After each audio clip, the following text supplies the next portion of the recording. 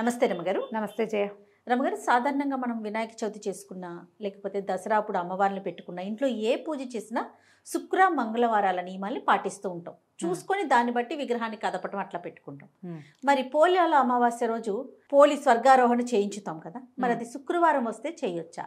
ఇలాంటి ప్రశ్నలు మన వీడియోల కింద కామెంట్స్లో చూశానండి నేను. అందుకే మీ ముందు పెడుతూ ఉన్నాను.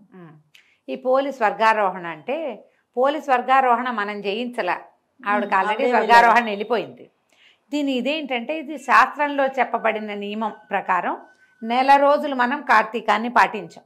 రోజు దీపం పెట్టాం. అమావాస్యతోటి కార్తీకం పూర్తయింది. తెల్లవారితే పాడ్యమి మార్గశిరం మొదలు.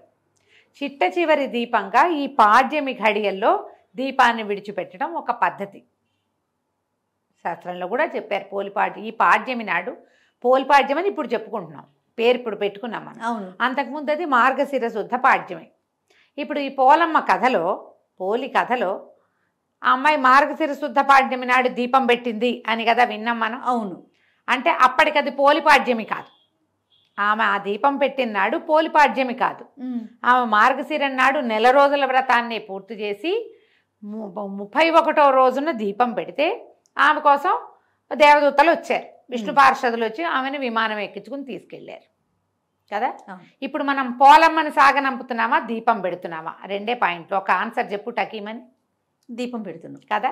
ఇప్పుడు మనం పోలిని పంపటల్లా, పోలిని తీసుకుపోయారు వాళ్ళు తీసుకెళ్ళారు. ఈ 31 రోజులు ఆమె ఈ విధి నిర్వహించటం వల్ల ఆమెకి లభించింది స్వర్గారోహణ. ఇప్పుడు మనమేమనుకున్నాం, పోలమ్మనే మనం సాగనంపుతున్నాం. పోలమ్మని మనం సాగనంపటల్లా, కేవలం దీపం మాత్రమే. దీపాన్ని పంపించి పోలికి ఏది లభించిందో స్వర్గారోహణ, అది మనకి లభించాలని మనం దండం పెట్టుకుంటాం. ఓకే. కాబట్టి పోలమ్మని మన ఇంటి ముత్తైదువుగా భావించి, ఆమెను మన ఇంటి ఆడపిల్లగా భావించి ఆమెను సాగనంపటం అనే భావాల్లోకి వచ్చేసారు క్రమంగా. అలాంటిది కాదు, అది కాదు. అవును, దీపమే. చాలా క్లియర్గా రమ్మగారు, ఎందుకంటే ఆవిడ్ని వాళ్ళు వచ్చి తీసుకెళ్ళారు కదా. క్లియర్గా ఉంది కదా. పైగా ఇది ప్రాంతీయపు ఆచారం, మనం చేస్తాం, మిగిలిన వాటిలలో చెయ్యరు. మనకి ఇక్కడ అలవాటు. ఇది శుక్రవారం నాడు అపోలి ఆడపిల్ల లేదా మన ఇంటి కోడలు, ఆమెను పంపకూడదు లాంటి భావాల్లోకి వెళ్ళబోకండి. ఇది ఇక్కడ ముఖ్యం ఏంటి, పాడ్యమి ముఖ్యం. కార్తీక అమావాస్య వెళ్ళి మార్గశిర పాడ్యమి రావటం అంతే. అది ఏ రోజైనా కానివ్వండి. ఈ పాడ్యమి ఘడియల్లో మనం తెల్లవారుజామునే దీపాలు నీటిలో వదిలిపెట్టి, ఇక నీటిలో దీపం పెట్టేది లేదా వాకిట్లో దీపం పెట్టేదానికి స్వస్తి అని ఆపుకున్నట్టే. ఇందులో వేరే పుస్తకాలు వెతకక్కర్లా, చిన్న లాజిక్ ఆలోచించండి. నేను లాజికే చెప్తున్నా. అవును. పాడ్యమి నాడు దీపం పెట్టాలి. శుక్రవారం కాదని శనివారం పెట్టామనుకోండి, మార్గశిర మాసపు 2వ రోజు మార్గశిర శుద్ధ విధి అయిపోతుంది. ఎందుకు ఆ పని? అది కాదుగా చెప్పబడింది.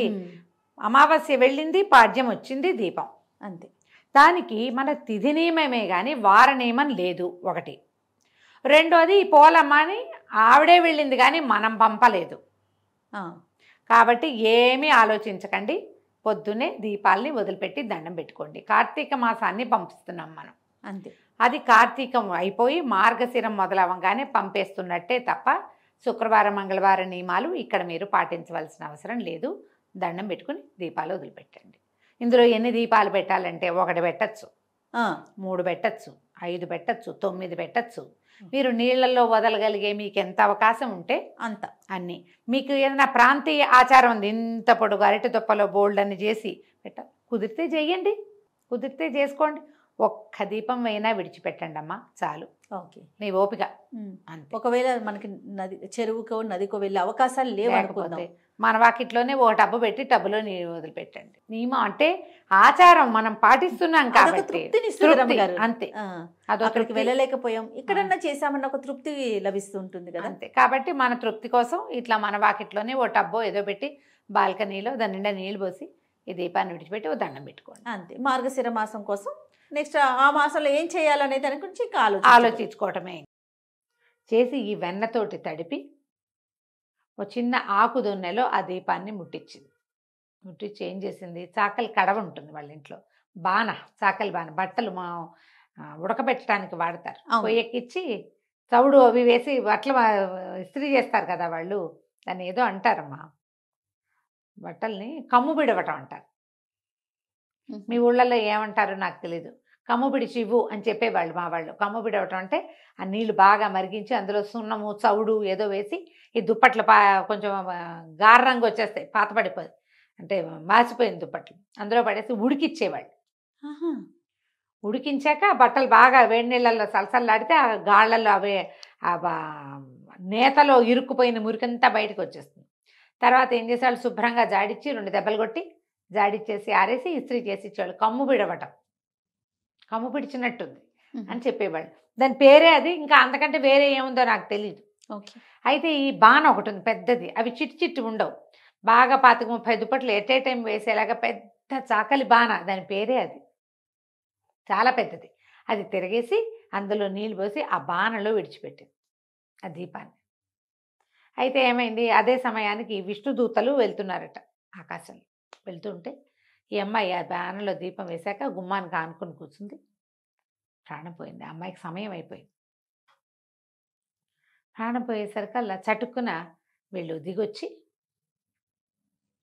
దేవదూతలు ఎవరు కూడా విష్ణు పార్షదులే వచ్చి ఆ అమ్మాయిని చేదుకొని దాంట్లో కూర్చోబెట్టుకున్నారు. పుష్పక విమానంలో ఒక విమానం వేసుకొచ్చారు వాళ్ళు.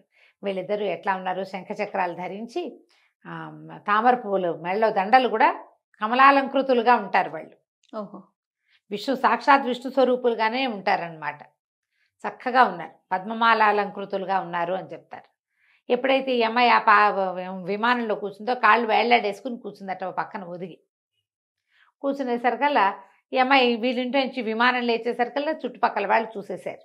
చూసేసి అమ్మో అమ్మో పోలిని తీసుకుపోతున్నారు, పోలికి స్వర్గం వచ్చేసిందని కేకలు పెట్టారు.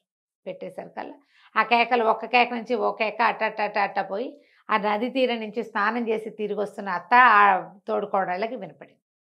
అందరూ ఆశ్చర్యపడి, ఇదేంటి 4 రోజులు దీపం మేము పెడితే దీనికేటా వచ్చింది స్వర్గం, విమానం మాకు రావాలి, దానికేటా వచ్చింది. అత్తగారు పరిగెత్తుకుంటూ వచ్చి అవి ఎగిరిపోతున్న విమానంలో నుంచి కాళ్ళు వేళ్లాడేసి కూర్చుని ఆ పోలి కాళ్ళు పట్టేసుకుందట ఆవిడ వెళ్ళటానికి. తను కూడా ఆ అమ్మాయి కాళ్ళు, అత్తగారి కాళ్ళు పెద్ద కోడలు కాళ్ళు చిన్న కోడలు, అట్ట వరుసగా 5గురు ఒకళ్ళ కాళ్ళు ఒకళ్ళు పట్టుకుని వేళ్లాడుతూ వెళ్ళారు. పైకి వెళ్ళారు కొంతమేరకి. వెళ్ళేసరికల్లా ఈ దేవదూతలు ఇద్దరు ఉన్నారు కదా, విష్ణు పార్షదులు ఇద్దరు చూసి ఈ అమ్మాయికి అవకాశం ఉంది మీకు అవకాశం లేదని అత్తగారి చేతుల మీద ఒక దెబ్బ కొడితే మొత్తం అంతా గుంపంతా కింద పడిపోయారు. పోలీస్ స్వర్గానికి వెళ్ళిపోయింది. అది మార్గశిర శుద్ధ పాడ్యమి, అమావాస్య వెళ్ళిపోయిన మరుసటి రోజు. ఆ రోజున అమ్మాయికి స్వర్గారోహణ లభించింది. ఆఖరి రోజైనా దీపం పెట్టండి నాయనా, స్వర్గం లభిస్తుందని చెప్పడం. చివరి రోజున 4 రోజులు చేయలే, పాడ్యం నాడైనా పెట్టండి కనీసం, అంతే. ఆఖరి రోజు కార్తీక ఆరాధనలు ముగిసిన రోజునైనా మనం ఇట్లా జ్వాలాతోరణంగా కాకపోయినా ఒక దీపంగా అయినా పెట్టి కార్తీక దామోదర ప్రీత్యర్థం ఒక నమస్కారం చేసుకుంటే అదైనా ఫలితాన్ని ఇస్తుంది. అది మాత్రం ఎందుకు మానేయాలి? మనం ఏం చేస్తాం, 4 రోజులు పెట్టుకున్న వాళ్ళు ఆ రోజు పెట్టుకుంటారు. ఏ రోజు పెట్టుకోలేని వాళ్ళు ఈ రోజు అయ్యో కార్తీక మాసం అయిపోయింది అని అమావాస్య నాడు అనుకోకర్లా తెల్లవారి పొద్దున్నే పెట్టండి దీపం తప్పకుండా. దీన్నే పోలిపాడ్యమి స్వర్గారోహణ కథ ఇదే చెప్తారు. ఆమెని జీవించి ఉండగానే తీసుకుపోయారని ఓ కథ చెప్తారు. జీవించి ఉండగానే తీసుకెళ్తే ఆ అమ్మాయి కాళ్ళు వీళ్ళంతా పట్టుకున్నారు. అప్పుడు కూడా ఇదే ఆ అమ్మాయి జీవించి ఉండగానే స్వర్గం లభించింది, లేదా స్వర్గం అని చెప్తారు. విష్ణు పార్షదులు వచ్చారని చెప్తారు పురాణంలో. ఆమెకు అవకాశం లభించింది. ఎందుకంటే శ్రద్ధ, ఆసక్తి, భక్తి ఈ మూడిటి వల్ల ఎంత అవకాశం ఉంటే అదేదో బ్రహ్మాండం పగలు తీసే పూజ కాకపోయినా చిన్నది కనీసం అందుబాటులో ఉన్న చిన్న దీపం పెట్టి దేవుడా ఇదంతా నీ వల్ల అని ఒక దండం పెడితే చాలదు, అంతే. అదైనా చాలు. ఆ ఒక్కరోజైనా చేతనైనంత చిన్న దీపమైనా పెట్టి నమస్కారం చేసుకోమని. ఇప్పుడు ఆ రోజు ఈ కథ వినాలా రమ్మగారు? ఈ కథ వినాలి. ఈ కథ తలుచుకుంటే మంచిది. సంతోషం. ఇంకా ప్రత్యేకించి మనం చేయాల్సిన పూజా విధానం ఏమన్నా ఉంటుంది? ఏమీ లేదు, దీపం పెట్టడమే ప్రధానం. అంతేనా? అంతే. తప్పకుండా రమ్మగారు. నమస్తే. నమస్తే.